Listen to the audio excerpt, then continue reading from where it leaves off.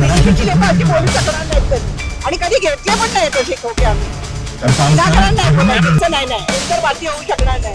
हा निर्णय नाही नंतर कळेल आम्हाला काय ते, पण होणार तर इकडचाच होणार, मराठीच होणार. हा, या महायुतीच्या सभेसाठी मोठ्या प्रमाणात महिला देखील आलेल्या आहेत, महिला कार्यकर्ते आलेले आहेत. काही महिला कार्यकर्त्यांची आपण चर्चा करूयात. काय नाव आपलं? शुभदा नाईक, कुठून आलात? अंधेरी. अंधेरी कोणतं आहे? वॉर्ड क्रमांक 82 मधून. कसा प्रचार चालू आहे तिकडे? कोण उमेदवार आहे? आमच्या इथे सध्या बीजेपी आहे, पण आमच्या अजून एका साईडला आमची शिवसेनाची आली आहे, लेडीज आहे, वीणा सावंत. कसा प्रचार चालू आहे? बीजेपीचा आमची युती आहे, बीजेपी, RSS आणि शिवसेना या तिन्ही जोमाने आहे, आणि काय तुम्हाला माहितीच नाही की चांगल्या करून त्यांचा प्रचार चालू आहे. तुम्ही शिवसेनेच्या कार्यकर्ते आहात, बीजेपी बरोबर युती आहे, परंतु वॉर्ड क्रमांक 173 मध्ये चेंबूर मध्ये बीजेपीच्या कार्यकर्त्यांनी शिवसेनेच्या म्हणजे तुमच्या कार्यकर्त्यांच्या विरोधामध्ये घोषणाबाजी केली.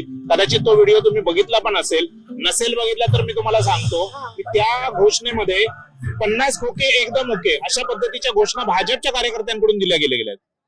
भाजपचे कार्यकर्ते असे बोलणार नाहीत. व्हिडिओ आहे आणि त्यावरती आपले जे मंत्री आहेत राज्याचे, शिवसेनेचे नेते संजय शिरसाट यांनी देखील दखल घेतली, यांनी देखील नाराजी व्यक्त केली. बरोबर आहे, नाराजी एवढाच ना, बीजेपीची लोक अशी बोलू शकणार नाहीत कधी, आणि कधी घेतले पण नाही तसे खोके आम्ही. विनाकारण नाही बोलायचं.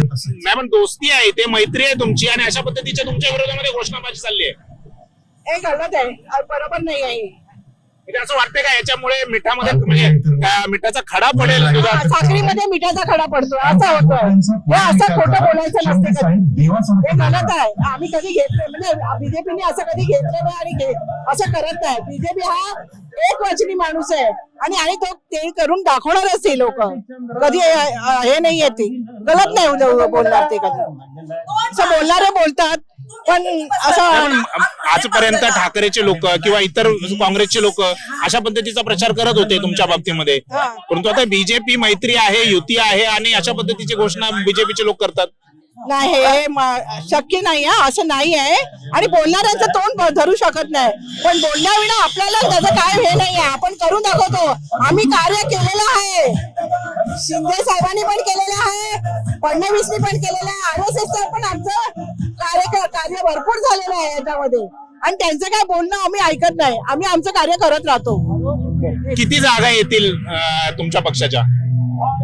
ते मी आता सांगू शकत नाही, पण येतील, जरूर येतील, आणि होणारच. महायुतीचा महापौर बसेल काय? एकदम करेक्ट. मराठी असेल? मराठीच असणार आमच्यामध्ये युती मधला. कृपाशंकर सिंग यांचं नाव तुम्ही ऐकलं असेल, ते असं म्हणाले की अमराठी उत्तर भारतीय महापौर बसेल म्हणून. नाही, असं नाही. आमचं हे तुमचे नेते आहेत. हा, हो, होणार. त्यांच्या तोंडचं बरोबर बोलले ते. आमचे नेते आहेत ना, ते युतीचे नेते आहेत. युतीचे नेते आहेत, पण त्यांचं असं म्हणणं आहे की महापौर जो आहे तो उत्तर भारतीय होणार. नाही, असं नाही, उत्तर भारतीय होऊ शकणार नाही.